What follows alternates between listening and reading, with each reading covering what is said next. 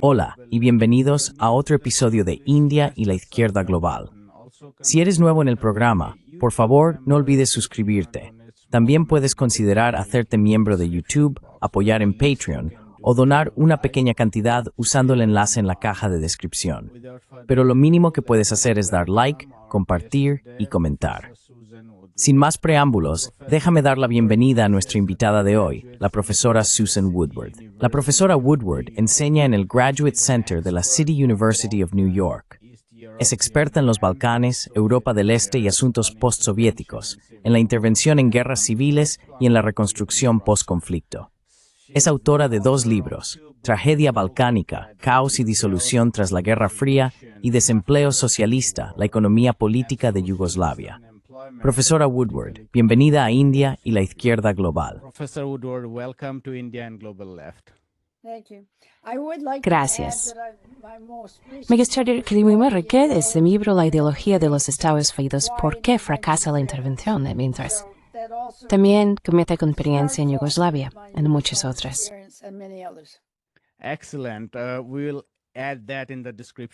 Excelente. Lo añadiremos en la caja de descripción y gracias por mencionarlo.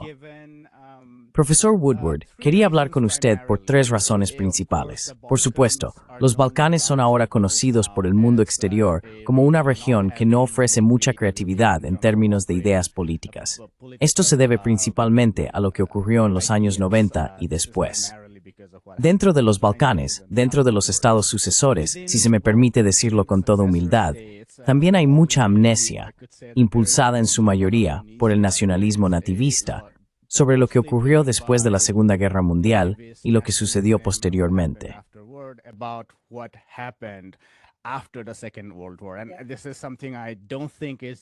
Y esto no creo que sea solo una característica de la región. Quiero decir, incluso en la India, tenemos una comprensión muy distorsionada de lo que ocurrió en los años 50, 60, 70 y 80 debido al auge de la ortodoxia, que presenta estos 40 años de forma caricaturesca. Así que esa es mi segunda motivación. Y la tercera motivación, si se me permite decirlo, es que vivimos en un mundo más conectado que nunca, aunque la administración Trump lo esté pisoteando de manera muy negativa. Pero es difícil imaginar un mundo que no esté conectado con el resto del mundo.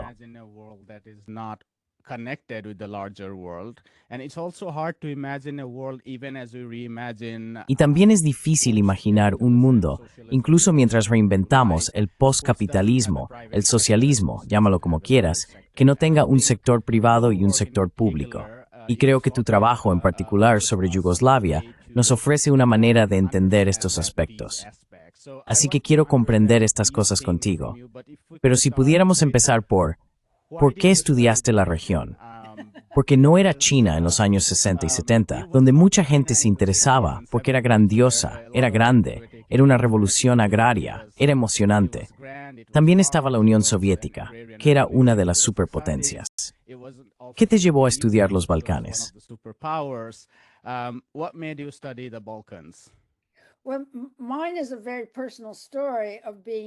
Bueno, la mía es una historia muy personal sobre mi deseo de solicitar plaza en un programa de grado en mi universidad que se creó en 1948, lo cual ya dice algo sobre Estados Unidos en aquella época, llamado Proyecto Estudiantil para la Amistad entre Naciones.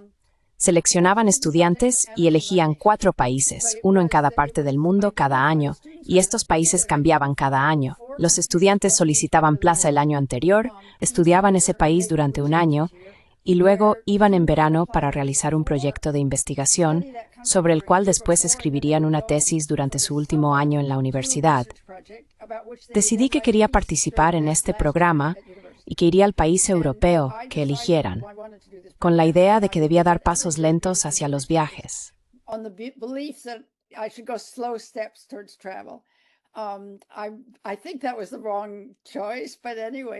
Creo que fue una elección equivocada, pero en fin, Yugoslavia era el país, así que ya me interesaba. Pero permíteme adelantarme a la suposición que haces sobre lo que resultaba interesante en los años 60 y 70 para la comunidad académica, porque las personas que estudiaban el sistema de autogestión yugoslavo, esta democracia obrera en todos los lugares de trabajo, no solo en los económicos con ánimo de lucro, eran muy activas. Incluso había todo un centro en la Universidad de Cornell dedicado a las empresas gestionadas por los trabajadores. Había una revista, muchos economistas interesados en este sistema.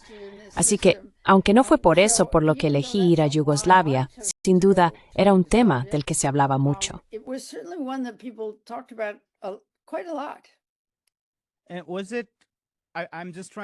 ¿Y fue? Solo intento pensar, basándome en tu respuesta. Fue por, en cierto modo, la decepción con la Unión Soviética, ya sea real o percibida. Y por otro lado, creo que existe este argumento o idea relativamente más popular sobre la autogestión obrera en Occidente. Quiero decir, esto es lo que he experimentado hablando con muchas personas de Occidente. Cuando hablo con socialistas y personas de izquierdas en Oriente, a menudo, las cuestiones más importantes giran en torno a la planificación centralizada, las relaciones entre mercados y planificación, y la relación entre agricultura e industria. Pero cuando hablo con personas de Occidente, no digo que no se centren en esos aspectos, pero gran parte de su atención está en la autogestión obrera. Así que me pregunto si eso también forma parte de esa ecuación.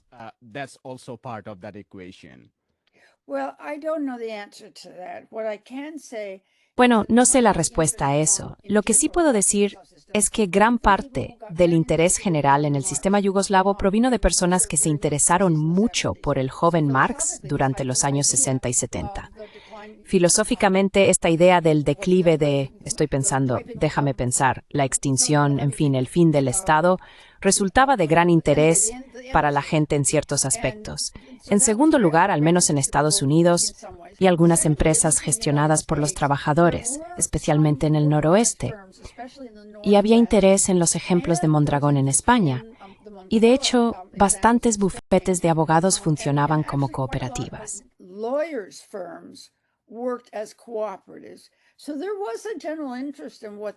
Así que había un interés general en lo que esto significaba. Ahora bien, ten en cuenta que creo que probablemente hasta cierto punto el hecho de que el caso yugoslavo para los estudiosos de las relaciones internacionales representara una independencia de la Unión Soviética. Al fin y al cabo de eso se trataba. Y en segundo lugar, que fuera miembro fundador del Movimiento de Países No Alineados desde 1955, siempre resultó extremadamente pendiente de preparaciones. Creo que puede ser que voy a muchísimas para ciertas de Yugoslavia.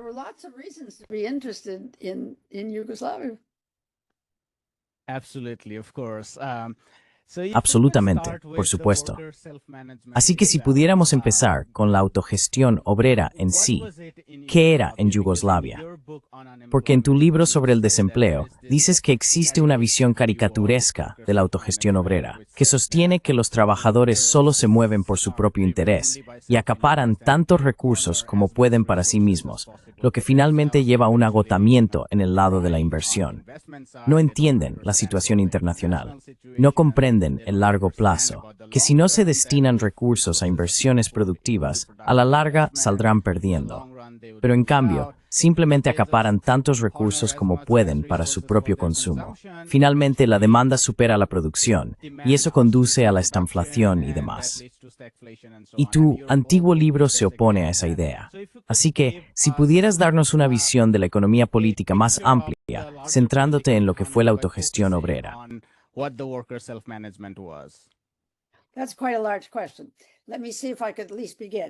Esa es una pregunta bastante amplia. Permíteme ver si al menos puedo empezar. Tenemos que remontarnos a la historia de este cambio yugoslavo. En 1948 hubo un debate entre Stalin y Tito. Tito, en ese momento líder de lo que se llamaba la Liga de los Comunistas de Yugoslavia, cambió intencionadamente el nombre del Partido Comunista para reflejar eso. Podríamos seguir, pero hubo muchos debates. Y todavía, en la literatura sobre Yugoslavia, existen debates sobre cuál fue el motivo del conflicto. Pero en su mayor parte me convencen las explicaciones. Hubo dos.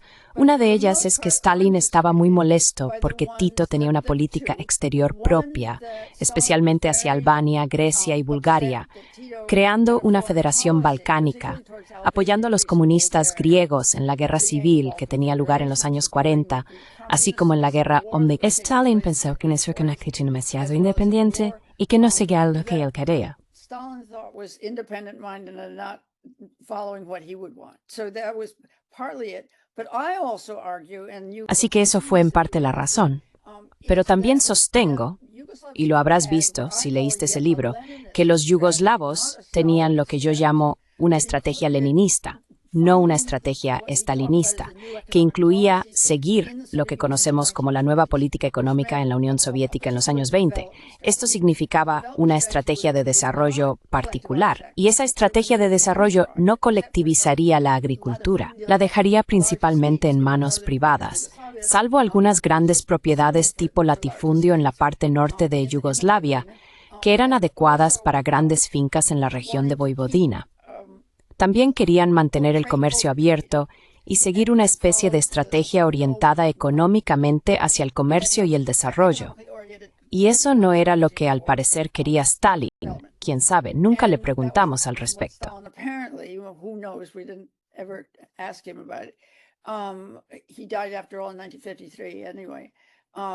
Después de todo, murió en 1953, de todas formas.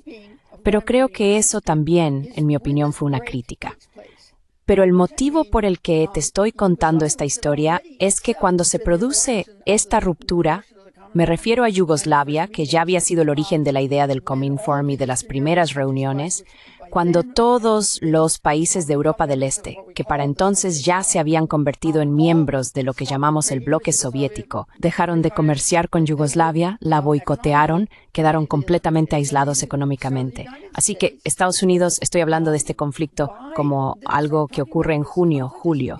Para el siguiente enero, en 1949, los estadounidenses vieron una oportunidad de crear una ruptura entre los países soviéticos y prosoviéticos, y entonces empezaron a ayudar. Hubo una especie de mantener a Tito a flote. Ese fue el título del argumento inicial.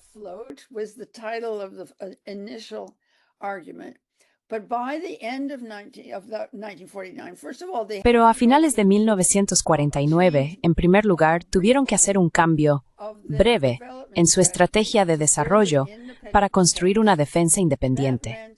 Eso significó enviar a agricultores y campesinos a las fábricas, lo cual forma parte de lo que podríamos comentar en algún momento sobre el breve cambio en su política agrícola. No fue una colectivización, pero a algunos les pareció que sí. Y para empezar a obtener apoyo de Estados Unidos, primero, pidieron a algunos de sus colegas europeos que comenzaran a comerciar con Yugoslavia. Estados Unidos no lo haría directamente, pero sí lo hicieron Reino Unido, los Países Bajos y Bélgica, y luego consiguieron que el Banco Mundial y el Fondo Monetario Internacional empezaran a conceder préstamos a Yugoslavia. Así que ese es el comienzo de lo que sostengo en ese libro. Un cambio no solo en la estrategia de desarrollo, sino también en la gestión, cuando necesitan conseguir trabajadores cualificados, o mejor dicho, cuando deciden conseguir trabajadores cualificados, que es una forma más precisa de decirlo, para tomar decisiones sobre inversiones y salarios.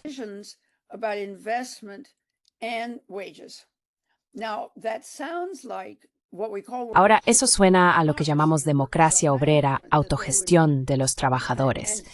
¿Qué es lo que estarían practicando? Y en segundo lugar, como dijiste, los críticos del sistema argumentaban que simplemente se lo guardarían para ellos. Pero eso no fue en absoluto lo que ocurrió. Principalmente se utilizaba a los trabajadores para que estuvieran dispuestos a despedir a sus propios compañeros que no eran cualificados. Así que todo estaba relacionado con la política orientada al comercio. Ahora podríamos seguir, pero creo que es importante señalar que la autogestión fue una decisión económica que en muchos sentidos era muy adecuada respecto a quién debía tomar las decisiones sobre la inversión. Las personas que realmente estaban en el Consejo de Trabajadores, que se elegía cada año para tomar este tipo de decisiones.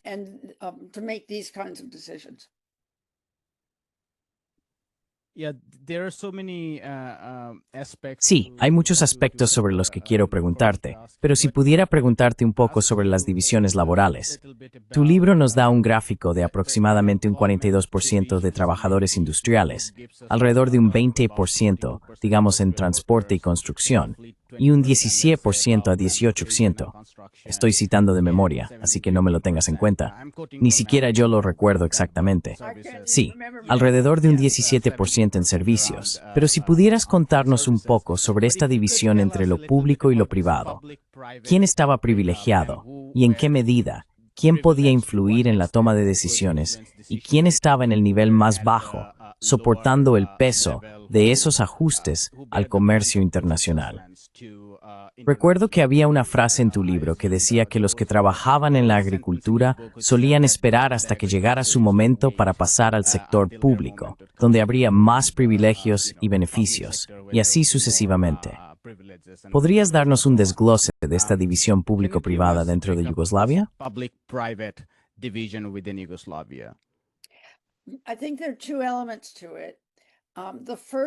Creo que hay dos elementos en esto. El primero es la división público-privada, que básicamente corresponde a lo urbano y lo rural, con la mayor parte del sector agrícola compuesto por pequeños propietarios, explotaciones muy pequeñas y privadas. Volveré sobre eso.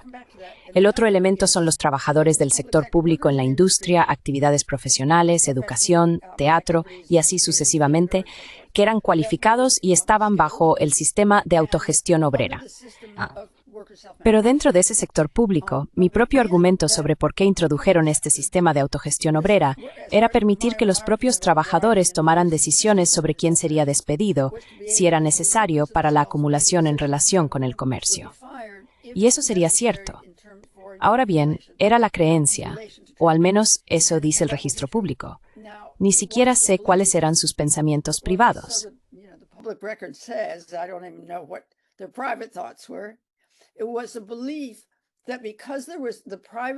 Se creía que, dado que el sector privado estaba presente en el sector agrícola en las zonas rurales, la gente siempre podía, si iba a quedarse sin trabajo por decisiones en su empresa, volver al campo, por así decirlo. Con el tiempo, eso dejó de ser posible. La mayoría ya no tenía ningún vínculo con la granja familiar o lo que fuera, y por tanto sí que se quedaban desempleados. Había oficinas de desempleo que se centraban principalmente en ofrecer formación y, en cierta medida, dinero para viajar si iban a mudarse e intentar encontrar trabajo en otro lugar. Aunque eso es otra historia larga. No era tanto apoyo. Había una forma de mantener a la mano de obra sentada como parte de este sistema. Ahora, recuérdame qué querías saber sobre la distinción entre lo público y lo privado.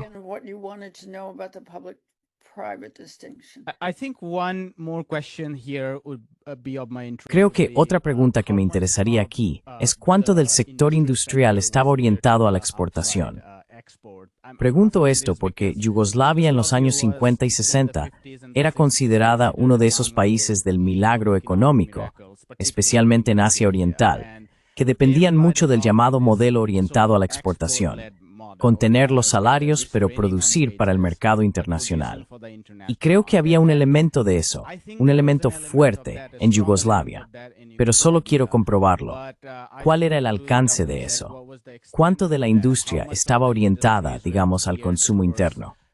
Quiero decir, por supuesto, es difícil delimitarlo todo porque habría que importar tecnología. Muchos bienes intermedios tendrían que ser importados, así que no hay una separación clara entre lo doméstico y lo internacional. Pero si podrías constatarnos para cuentantiptuapar den en ski y de expantanes en Australis.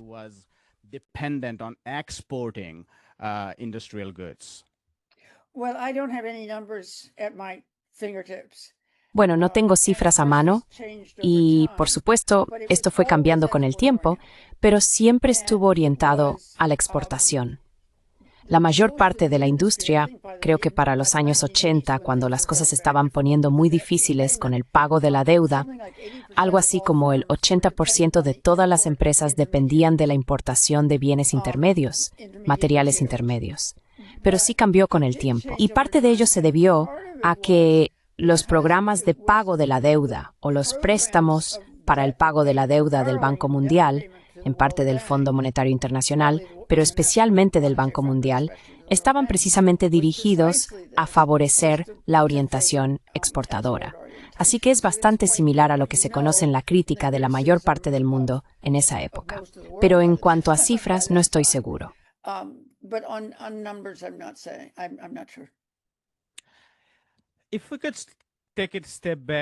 Si pudiéramos dar un paso atrás y pedirte que nos cuentes un poco más sobre la relación que Yugoslavia tenía con Occidente. Quiero decir, creo que parte de esto se remonta al momento de 1942-43. Corrígeme si me equivoco. Pero una vez que los chetniks básicamente abandonaron su resistencia y se convirtieron en colaboradores de los nazis, los partisanos liderados por el Partido Comunista se convirtieron en la única alternativa de resistencia contra los nazis. Y creo que fue en ese momento cuando las fuerzas aliadas occidentales pensaron que esa era la única alternativa contra el eje, y la apoyaron. Pero sin embargo, me parece que las cosas siguieron abiertas en cuanto a lo que depararía el futuro. Open in terms of what the future lies in, and you told us about this moment of Y nos hablaste de ese momento en 1948, la ruptura entre la Unión Soviética y Yugoslavia. Es decir, la versión política de la historia es, por supuesto, la expansión hacia Grecia, utilizando Bulgaria y Albania. La historia que leímos era que Stalin no quería hacer eso, porque aparentemente no quería enfrentarse a Occidente, ya que eso se consideraría demasiado costoso. Pero dijiste que había una explicación más ideológica, que incluía la colectivización, la agricultura y demás. Cuéntanos más sobre por qué Yugoslavia no se integró en el bloque soviético, mientras que el bloque del Este sí lo hizo, y por qué Yugoslavia tuvo una relación mucho más abierta tanto con Occidente como con el tercer mundo.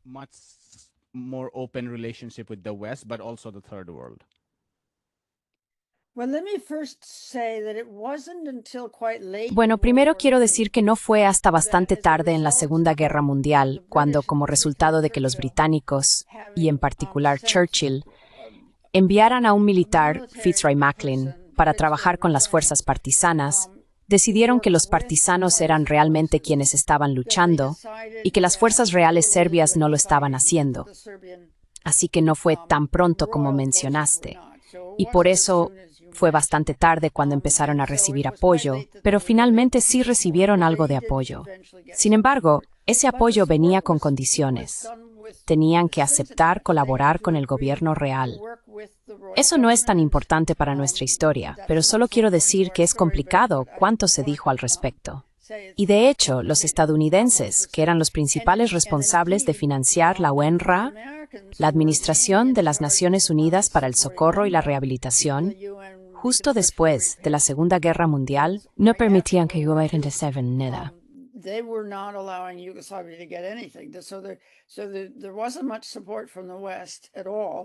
Así que realmente no hubo mucho apoyo por parte de Occidente. Y Yugoslavia había sido, quiero decir, Tito y sus fuerzas antes de la Segunda Guerra Mundial habían sido claramente miembros de la Alianza Comunista. Y como digo, la idea del Cominform fue suya. Así que no me queda claro en este momento, hace tiempo que no pienso en esto, cómo se podría caracterizar la relación con la Unión Soviética entre el final de la guerra y 1948, cuando ocurrió esa disputa. Pero es cierto que Tito estaba muy implicado en querer influir en la región, Albania, Bulgaria y Yugoslavia. Mirando hacia atrás, se puede ver que probablemente iba a haber un conflicto con Stalin. Ahora, volviendo a la otra parte de la pregunta que estabas haciendo, recuérdamela.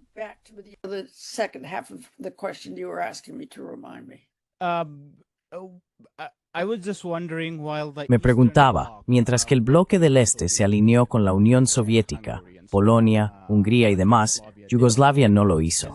Y como estudiante de historia, es un poco un enigma porque las condiciones eran muy similares en muchas de estas regiones, pero tomaron caminos diferentes. Así que esa era mi pregunta.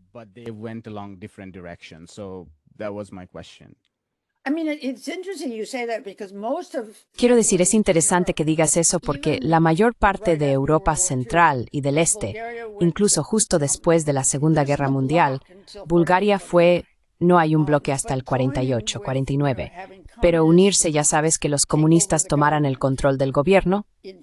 En Checoslovaquia fue por elecciones. En Bulgaria fue una decisión como resultado de la alianza durante la guerra. La mayoría de esos países, esto quizá también Bulgaria, países industrializados. Checoslovaquia había sido una democracia parlamentaria.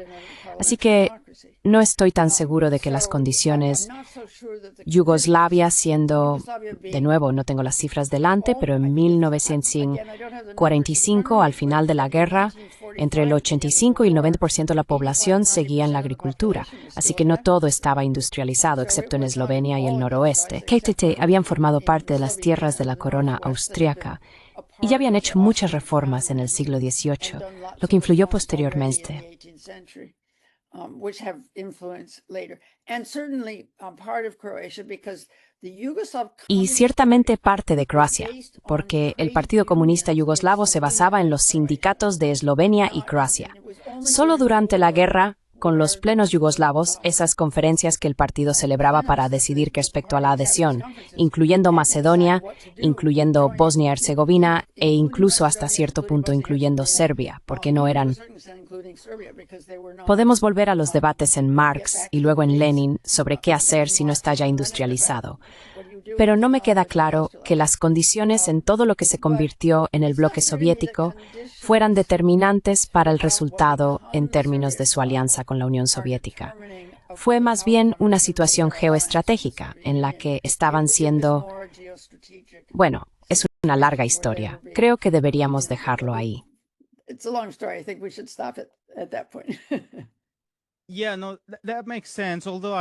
Sí, claro, tiene sentido. Aunque estaba pensando que incluso la Unión Soviética, aunque surgió de una ideología bolchevique que sí dependía de los soviets, que eran principalmente asociaciones de trabajadores industriales, la propia Unión Soviética comenzó como una sociedad agraria. Los socialistas revolucionarios y las revoluciones agrarias fueron muy fundamentales en aquella época. Por supuesto, a finales de los años 40, la Unión Soviética ya se había industrializado mucho. Y no estoy seguro, las ideas más innovadoras para la agricultura en ese momento fueron adoptadas por China, pero también en muchos otros lugares.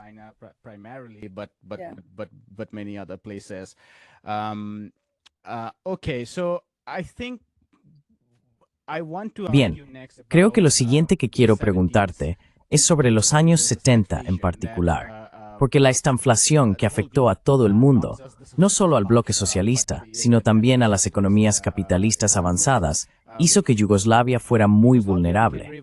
Parte de la razón fue que dependían del sector exportador, y cuando hubo una contracción en las economías occidentales, cayó la demanda. Puedes contarnos ustedes, este tipo de ajustes estructurales hizo desde los 70 y 80, y cómo le afectaron. To Yugoslavia in the 70s and the 80s that affected it? Bueno, no estoy seguro de poder responder a esa pregunta. Quiero decir, la forma en que la estanflación de los años 70 afectó a Yugoslavia fue principalmente a través de los trabajadores extranjeros. Había un alto desempleo sobre lo que escribí un libro. Entonces, ¿cómo puede un país socialista comprometido con el pleno empleo, como lo son todos los socialistas, o al menos los orientados al marxismo, tener una tasa de desempleo tan alta? Una proporción muy grande de los desempleados, especialmente de las partes del país que estaban en el oeste, como Croacia y también Bosnia, eran trabajadores invitados en Europa. Estos trabajadores invitados eran enviados al extranjero mediante contratos entre gobiernos. Por ejemplo, Alemania y los yugoslavos tenían acuerdos que permitían que estos trabajadores fueran principalmente a Alemania, pero también a Bélgica y Suiza. Y luego todos ellos fueron devueltos a casa. Aquí he tocado mucho al desempleo en el caso de mujeres.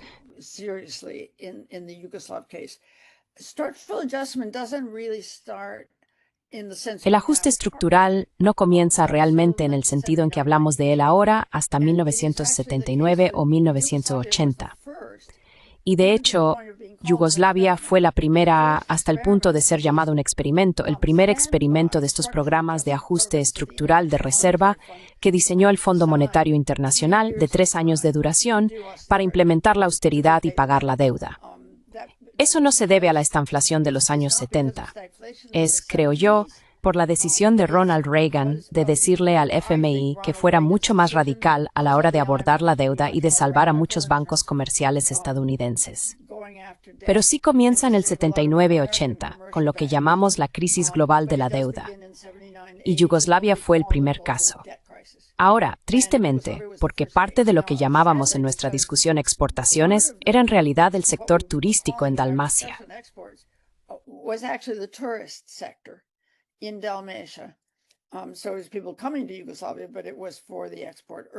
Así que la gente venía a Yugoslavia, pero era por los ingresos de exportación. Y lo que ocurre en el 79 es que hay un terremoto en Montenegro que afecta al sector turístico. Ya la estanflación está afectando sus ingresos por exportaciones y la situación empeora aún más en 1080. Pero Yugoslavia encuentra cada vez más difícil no tanto pagar la deuda, sino al menos gestionarla. Así que en 1980 el FMI inicia estos programas de ajuste estructural de austeridad de 3 años en los que se hacían recortes. Y esto fue muy perjudicial. Es bastante obvio para cualquiera que escuche nuestra discusión que si una buena parte, el 80% de industria depende de la importación de bienes intermedios, y esos eran precisamente los que estaban sujetos a restricciones de importación, ya tenía un efecto muy grave en la economía.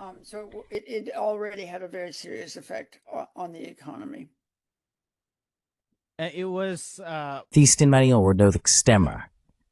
Som studier för det med och rage den sin år. Okay? No. ¿Cómo llamaríamos a la deuda interna? No. Si no, quiero decir, pregunto esto, porque hoy estamos en el contexto de estos programas de ajuste estructural. Una de las críticas de muchos es que el FMI utiliza sus herramientas de disciplina para reducir la deuda, no solo la deuda externa, sino también la deuda interna. Ese es el caso de Sri Lanka, por ejemplo. El FMI dice que no se trata solo de la deuda externa, sino que también hay que reducir la ratio total de deuda respecto al PIB para que podamos conceder estos paquetes de préstamos. Y eso tiene un efecto nefasto, porque entonces tienes que reducir enormemente tu sector público.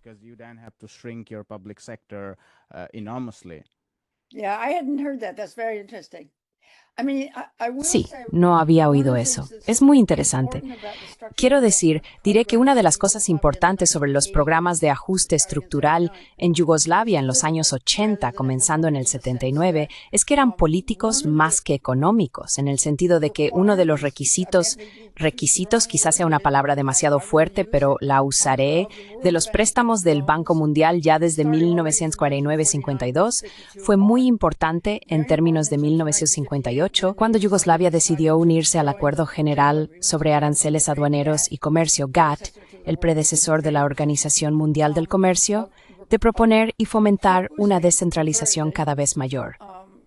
Así que, a finales de los 70, Yugoslavia probablemente era el sistema político más descentralizado del mundo.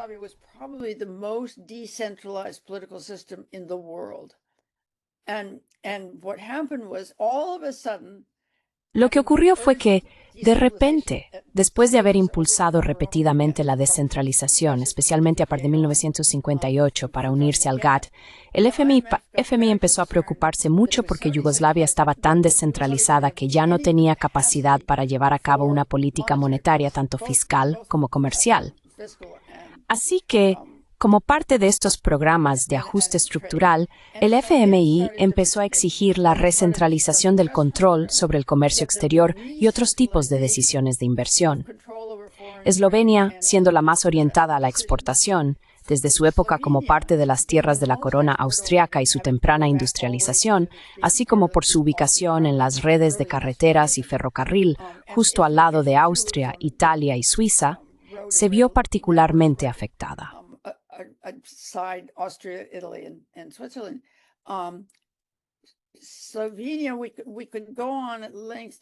Eslovenia, podríamos hablar largo y tendido sobre el liderazgo en Eslovenia, empezando en la década de 1920, cuando querían unirse primero a Yugoslavia en lugar de permanecer en el Imperio Austrohúngaro, y luego utilizaron Yugoslavia como medio para convertirse finalmente en un Estado independiente. El otro día estaba conversando con un colega bosnio sobre este tema y ambos estuvimos de acuerdo en que así fue. Pero dicho esto, en la década de 1980, había grupos en Yugoslavia, en Eslovenia, que se oponían a la fiscalidad en general. Pensaban que los fondos destinados al Ejército Federal, que era prácticamente lo único que financiaba el gobierno federal, eran excesivos. No querían pagar, a pesar de que esa era la base de la independencia yugoslava y de sus políticas para apoyar el flanco sur de la OTAN.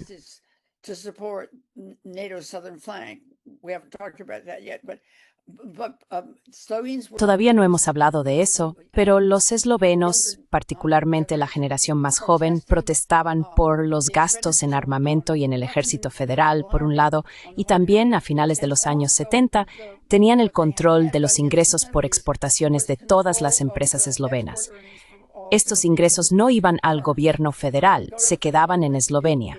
Así que ahora estaban perdiendo ambos aspectos de lo que llamaríamos imposición o redistribución. Sostengo en mi libro que fueron los eslovenos quienes rompieron Yugoslavia. Fueron ellos quienes primero reclamaron la independencia, pero lo hacían dentro de la República de Eslovenia. Es un sistema federal, así que llamamos a estas entidades estados o repúblicas.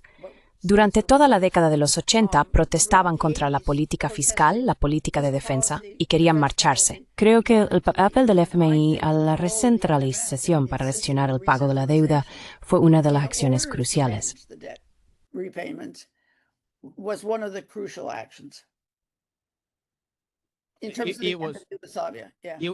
No salió bien con los eslovenos, ¿verdad? El reciente programa de centralización es muy interesante, dado que hubo algo similar en China también.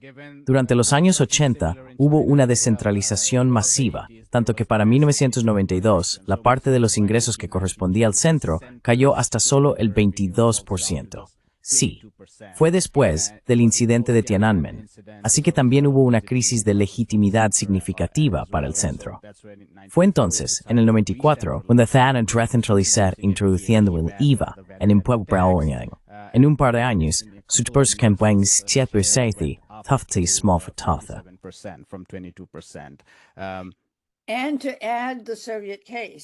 Y para añadir el caso soviético, cuando Gorbachov decidió implementar reformas, parte de ellas eran reformas económicas muy similares a las que habían hecho los yugoslavos. Así que, para mí como experto en el camino yugoslavo, fue fácil observar cómo esto estaba cambiando y repitiéndose en gran medida. Pero parte de ello incluía la ley de las repúblicas para descentralizar. Ese fue el momento en los que minimizaron su intento de golpe contra las reformas de Gorbachov, porque podían ver que esta descentralización hacia las repúblicas de la Unión Soviética conduciría en la dirección del caso yugoslavo.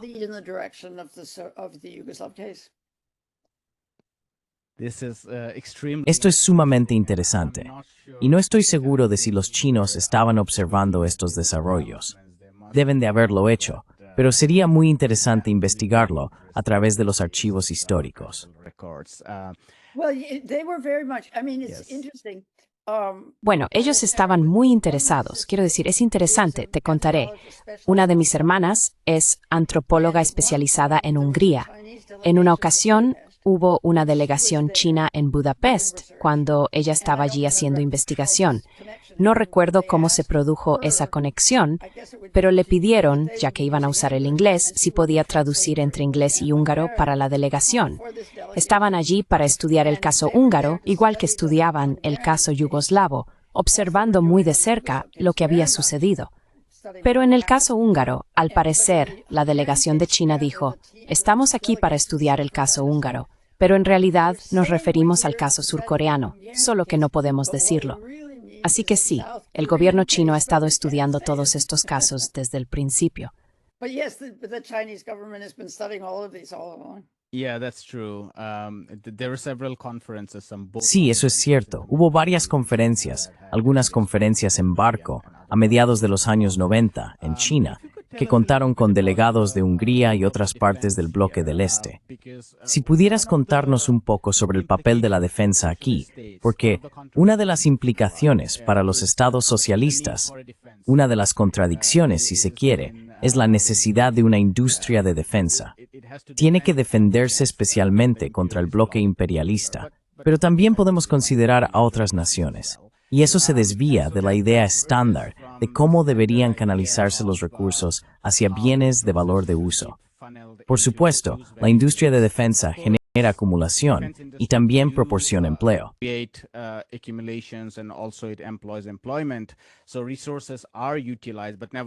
Así que se utilizan los recursos, pero sin embargo, hay desperdicio, según la comprensión convencional de una economía socialista.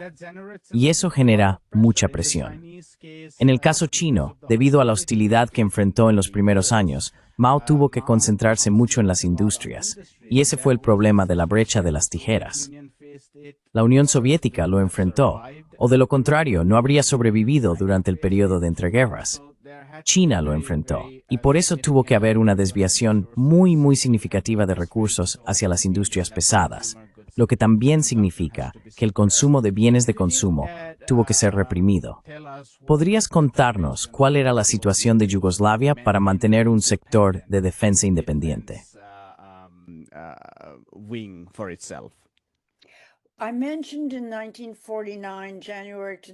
Mencioné que en 1949, desde enero hasta diciembre, los estadounidenses empezaron a ayudar a Yugoslavia poco a poco, paso a paso, para salvar a Tito, es decir, para proteger la decisión de las autoridades yugoslavas de separarse del bloque soviético. Al final, el acuerdo fue que Yugoslavia tendría su propia defensa independiente, sobre lo cual hablaré más en un momento, pero que también desempeñarían el papel de proteger el flanco sur de la OTAN. Había un flanco sur a través de Yugoslavia en dirección a Italia y un flanco norte a través de Polonia hacia Alemania.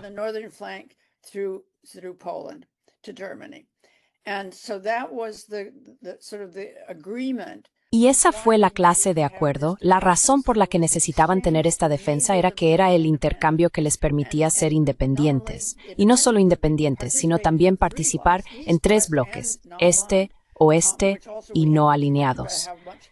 Tampoco hemos hablado de cuánto, al ser orientados a la exportación, eso fue en realidad muy beneficioso en ciertos aspectos, porque los mercados de Oriente Medio, por ejemplo, fueron muy importantes para ellos en determinados momentos. Pero tengo un capítulo en el libro sobre el desempleo en Yugoslavia titulado El Pacto Fáustico, con el que me refería precisamente a esto. Este intercambio sobre cuánto tenían que gastar en defensa y mantener ese ejército tenía sus costes. Ahora bien, se podría decir que porque la mayor parte de la estrategia de defensa de Yugoslavia bajo la Liga de los Comunistas tenía 2 componentes.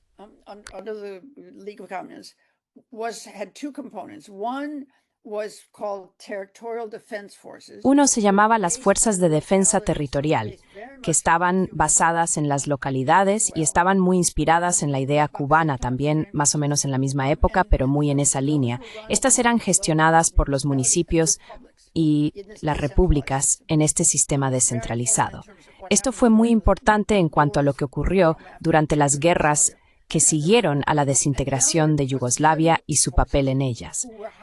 La otra eran las fuerzas federales, que eran altamente sofisticadas, con armamento avanzado y demás, cuyo objetivo era defender el país. Primero, defender a la OTAN contra la Unión Soviética, si ésta seguía una ruta soviética en alguna idea de agresión, pero también defender Yugoslavia contra cualquier invasión de otro lugar para dar espacio y tiempo a las fuerzas de defensa territorial para movilizar a todo el país.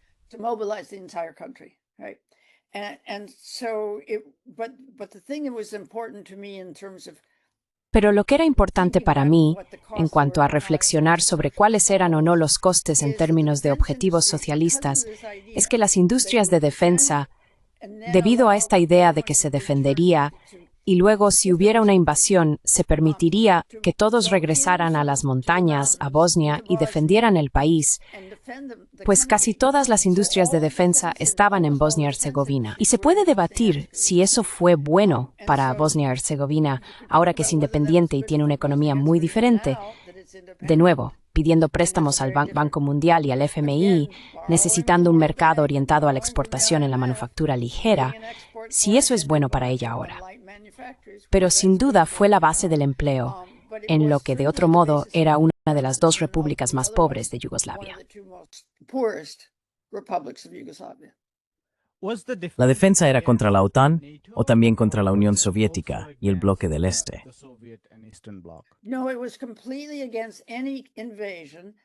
No, estaba completamente en contra de cualquier invasión, teniendo en cuenta que esta era una alianza que se formó durante la Segunda Guerra Mundial contra el Eje, es decir, Bulgaria, Italia, Alemania. Así que, ¿quién sabría si sería la Unión Soviética u otro quien invadiría? Pero era en contra de cualquier actor externo. El papel que tenía para la OTAN era defender a la OTAN contra cualquier posible agresión soviética a través de la Ruta Sur, lo que, en cierto sentido, protegería a Italia, pero también, por tanto, al resto de Europa Occidental, si alguna vez hubiera una invasión de la Unión Soviética. No es que lo esperáramos, pero esa era la base del argumento de la OTAN.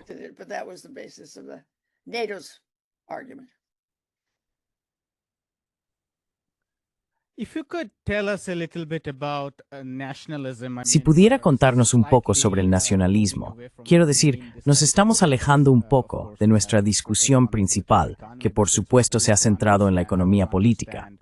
Pero como queremos entender, quiero entender la desintegración un poco antes de terminar. Pero antes de que nos dé una explicación desde la economía política sobre la desintegración, podría responder a la acusación habitual de que los estados marxistas básicamente, y esto es algo que escucho en Yugoslavia, porque probablemente era más heterogénea que China en cierto sentido. En China, el nacionalismo y el socialismo siempre han ido de la mano. No existe tal contradicción, por así decirlo, entre sus diferentes entidades.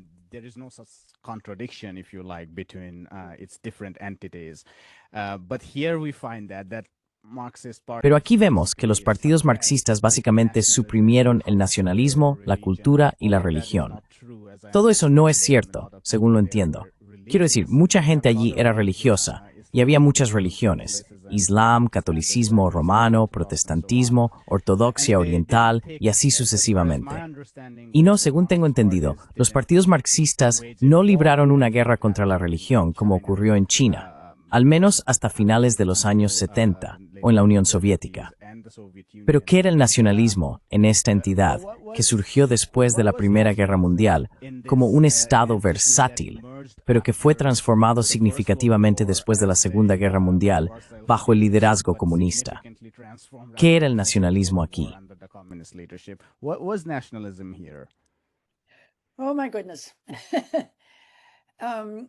Oh, Dios mío. El partido yugoslavo tenía desde el final de la guerra un eslogan: hermandad y unidad. Así que la idea era que el sistema federal se basaba en el derecho de autodeterminación nacional para cada una de las naciones que luchaban y se unieron para crear Yugoslavia. Hay que tener en cuenta que fueron el resultado de la independencia de dos imperios: el Imperio Austrohúngaro por un lado y el Imperio Otomano por el otro, con, por supuesto, Venecia en la costa. Así que en ese sentido, tres imperios.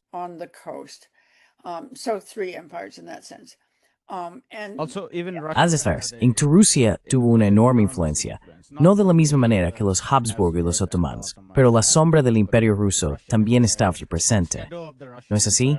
No tanto.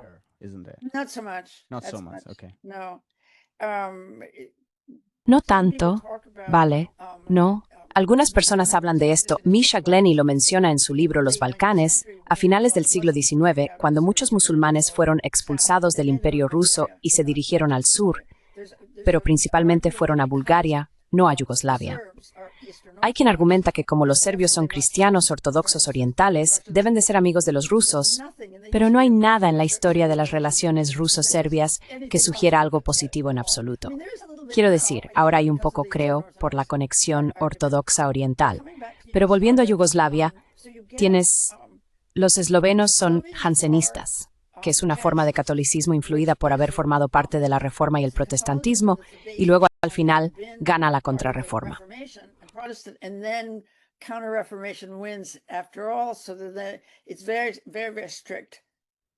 Así que es muy estricto moralmente en términos de catolicismo estricto. Esa es una rama del catolicismo.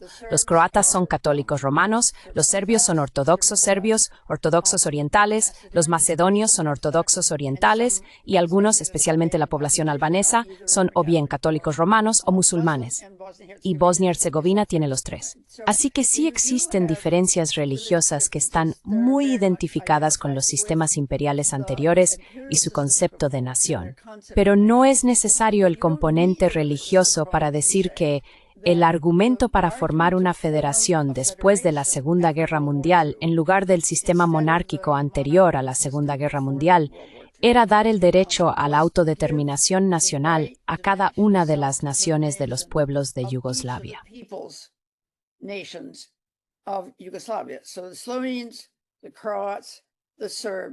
Así que los eslovenos, los croatas, los serbios, los macedonios, los montenegrinos en un momento no eran un grupo separado. Eso ocurrió bastante recientemente, hasta hace poco en su mayoría se consideraban serbios. Pero Bosnia y Herzegovina era esta provincia especial, según Tito, en el pleno del partido durante la guerra, que sería una mezcla de las tres religiones, pero con el objetivo de servir como un colchón entre Croacia y Serbia. Así que, de hecho, tienes un acto de equilibrio, pero la idea es, y luego en el norte, en Voivodina, donde tienes todos los resultados del imperio austrohúngaro, húngaros, rumanos, valacos, y así sucesivamente. Y en Kosovo, en el sur, ninguno de los dos podía tener una república separada con el argumento de que su nación, cada una de ellas, ya tenía un estado en otro lugar.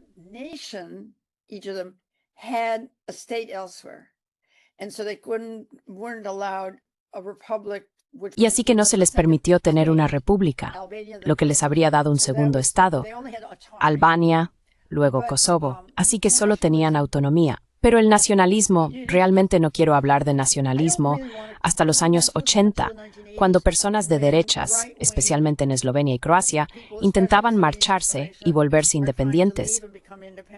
Y usaron el derecho a la autodeterminación nacional para convencer a Occidente de que tenían derecho a la independencia. No estoy de acuerdo con eso en absoluto, pero eso es otro asunto. Y el tipo de lenguaje de expropiación y seguir luchando, que en realidad era una lucha contra la fiscalidad en cada una de estas repúblicas, en los años 80, bajo el contexto de las políticas de austeridad de ajuste estructural, se hacía en lenguaje nacional.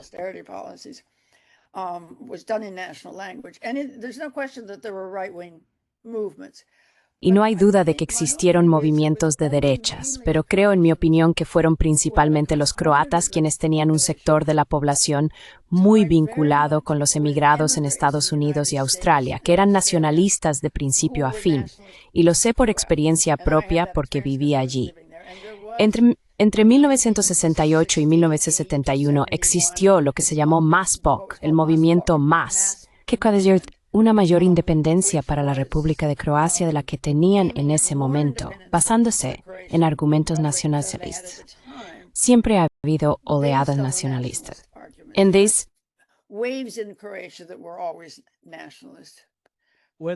Será esto de 1979 primo croata. ¿Formaron por esto? ¿Qué primavera? Hubo estas protestas masivas en 1981, si no me equivoco, o fue en el 71, lo siento. Creo que eso dio más autonomía a Croacia y Eslovenia. Y los serbios vieron eso, como por supuesto ya existía la Constitución de 1974, los serbios lo vieron como una gran concesión. Pero creo que alrededor de la época en que Tito falleció, hubo estas protestas, a las que el propio Tito respondió.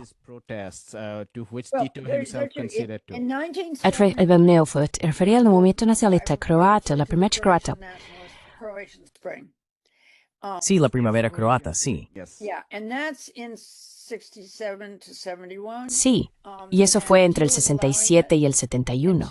Y Tito lo permitía hasta que los militares, que repetían una y otra vez esto es realmente peligroso porque están viniendo todos estos activistas de derechas alemanes y en realidad están empezando guerras, pequeñas guerras, ya sabes, luchando. Así que en diciembre de 1970, Tito finalmente dijo, pongo fin a esto. Pero la descentralización de la Constitución de 1974 no fue resultado de eso en absoluto. Fue simplemente, sostengo, y creo que tengo razón, estas etapas de respuesta a las propuestas del Banco Mundial y el FMI para que el Estado tuviera cada vez menos protagonismo, este argumento neoliberal del Estado mínimo mediante la descentralización. Tito muere en 1981. Hay protestas en Kosovo, especialmente de estudiantes universitarios que querían que su región autónoma se convirtiera en una república independiente. Pero esa es otra historia. Pero no en secesionistas. Solo créeme de Serbia de la Federación. En ese momento sí. Para los años 90 se trata de la independencia.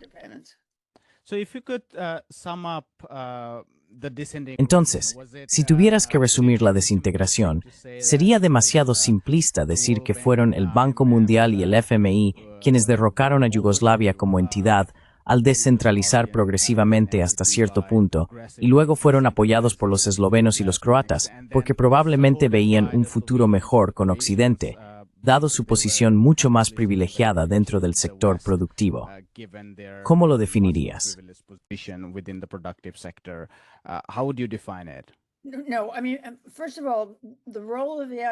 No, quiero decir, en primer lugar, que el papel del FMI y el Banco Mundial en la desintegración de Yugoslavia fue probablemente, quiero decir, es importante, pero hay al menos dos aspectos.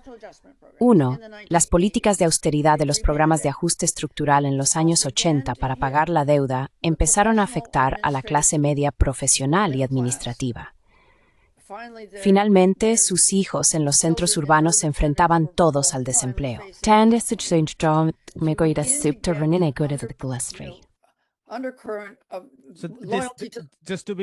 Estos son los trabajadores no industriales, ¿verdad? Hinak ausnoskis desempeñan por. ¿Es así?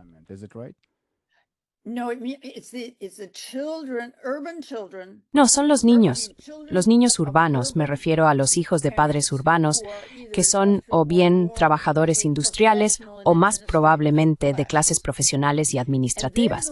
Y son ellos quienes principalmente forman parte del partido. Y empiezan a decir, un momento, no estoy seguro de que esto sea lo que queremos. Así que la lealtad es...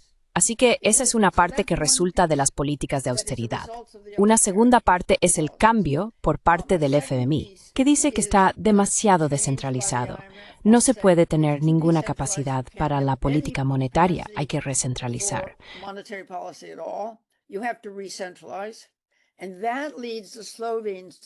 Y eso lleva a los eslovenos a decir, un momento, estamos perdiendo el control de todos nuestros ingresos por exportaciones. Estamos perdiendo el control de nuestras decisiones sobre inversiones, de todo. No nos gusta pagar estos impuestos que están siendo desperdiciados por los albaneses en Kosovo en inversiones improductivas desde el principio, porque existía un mecanismo redistributivo para el desarrollo a través de lo que se llamaba el Fondo Federal. Así que los eslovenos ya estaban protestando contra eso, siendo muy nacionalistas en el sentido de criticar a los albaneses, realmente prejuiciosos, y luego por la misma razón no querían pagar impuestos para el ejército federal.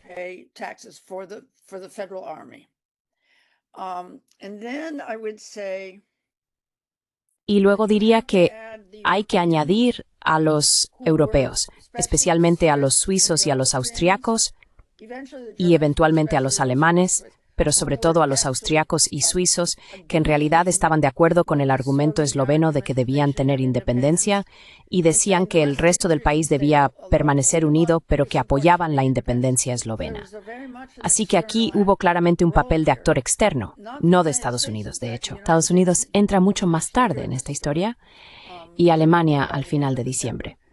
Así que se acepta el argumento de que Milosevic tenía la culpa, de que no podían ser democráticos, de que querían ser parte de Europa, Era una especie de narrativa completa que fue apoyada por los europeos y que aceptaron dejarles marchar. Was supported by the Europeans and agreeing to let them go. Así que en efecto, los programas de austeridad afectaron duramente tanto a la clase privilegiada como a la clase trabajadora, quienes pensaban que funcionando y que quizás una ruptura les beneficiaría. Eso fue uno de los motivos. No. Sé que la clase trabajadora, en el sentido de los sindicatos, los trabajadores, industriales y las empresas, siempre estuvo a favor de mantener Yugoslavia unida. E incluso fueron bastante activos en la segunda mitad de los años 80, junto con algunos partidos políticos iniciales creados por intelectuales socialistas. Porque tenían una buena vida. Tenían una vida social a través del sistema laboral. Me encanta decir que no había ningún pasaporte en el mundo que te permitiera acceder a más países sin visado que el pasaporte yugoslavo. Quiero decir, vivían por encima de sus posibilidades. Todo esto a base de préstamos.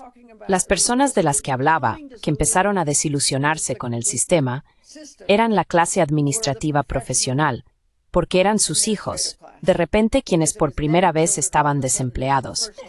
Creo que eso es lo menos importante de la lista que he hecho, pero sí pienso que forma parte de lo que hemos estado hablando en términos de economía política. Eso fue importante. Las personas que estaban allí para defender el país estaban todas centradas en su propio nivel de vida dentro de su república, que estaba empeorando mucho. Y los más importantes fueron tiranos libanos y los croatas, reaccionaron nuevamente a la recentralización.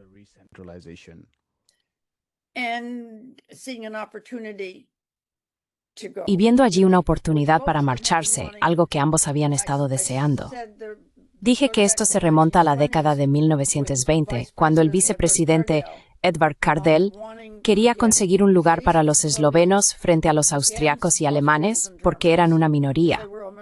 Lograr que tuvieran independencia eslovena. Así que primero se unieron al país yugoslavo después de la Primera Guerra Mundial, y luego, literalmente, estuvieron planificando la independencia durante todo el periodo del Estado yugoslavo. Lo mismo ocurrió con los croatas.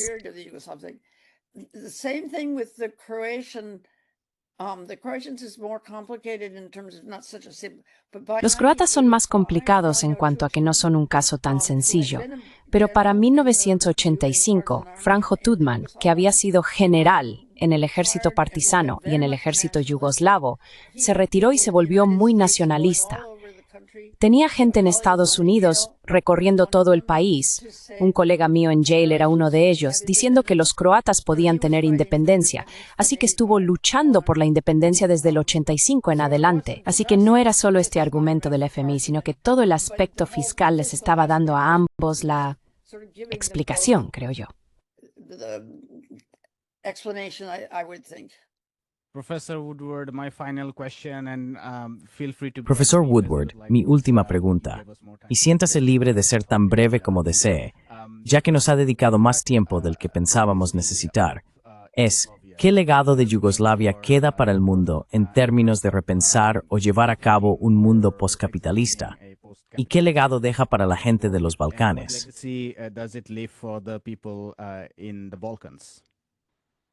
Oh dear, I wish you'd asked me this before. Ay, madre, ojalá me lo hubieras preguntado antes para poder prepararme. En realidad, no estoy segura de que exista un legado. Quiero decir, la generación más joven en los últimos 10 años, en todos los países ahora independientes de la antigua Yugoslavia, ha estado hablando de cuánto han perdido. Tener un país tan fascinante, con tantas mezclas, poder ir de una república a otra, por ejemplo, todos iban a la costa dálmata de vacaciones e iban a Sarajevo para escuchar la mejor música R&B, y así sucesivamente. Escuchan sobre lo que era tan especial y muchos de ellos dicen que les gustaría recrearlo. No va a suceder, pero eso, para ellos, es un legado. Esa capacidad de tantas personas diferentes, el mosaico, por así decirlo, de vivir juntas, lo cual era algo muy, muy especial. Y por supuesto, quienes vivieron allí antes desearían tener el nivel de vida que tenían antes, que realmente era bastante maravilloso.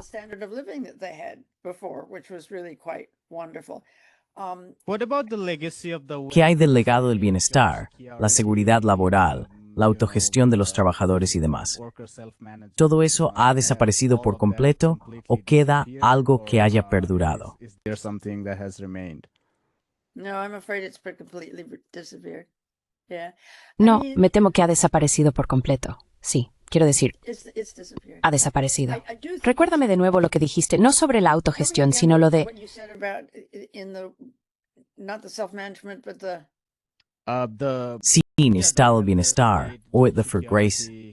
because I mean the welfare state was Porque, quiero decir, el estado del bienestar era, bueno, tenían sanidad gratuita, educación gratuita, desde luego todo eso, pero dependía de si estabas en el sector privado o en el sector público.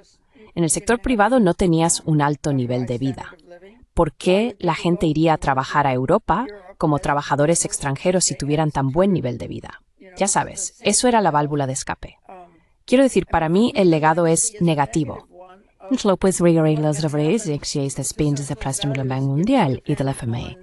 borrowing from the World Bank and the IMF. We'll leave it there, Professor Woodward. Lo dejaremos aquí, profesor Woodward. Ha sido una conversación realmente esclarecedora. Todos somos muy ignorantes sobre el pasado, tanto como yo, siendo indio, lo soy sobre la historia europea. Y usted ha sido fantástico aclarando muchos de esos aspectos. Muchísimas gracias. Much of that. Thank you so much. You're welcome. De nada. Hi, my name is Ayushman. Hola, me llamo Ayushman. Junto con Jyotishman, hemos creado esta plataforma.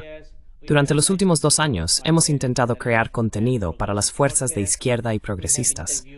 Hasta ahora, hemos entrevistado a economistas, historiadores, comentaristas políticos y activistas.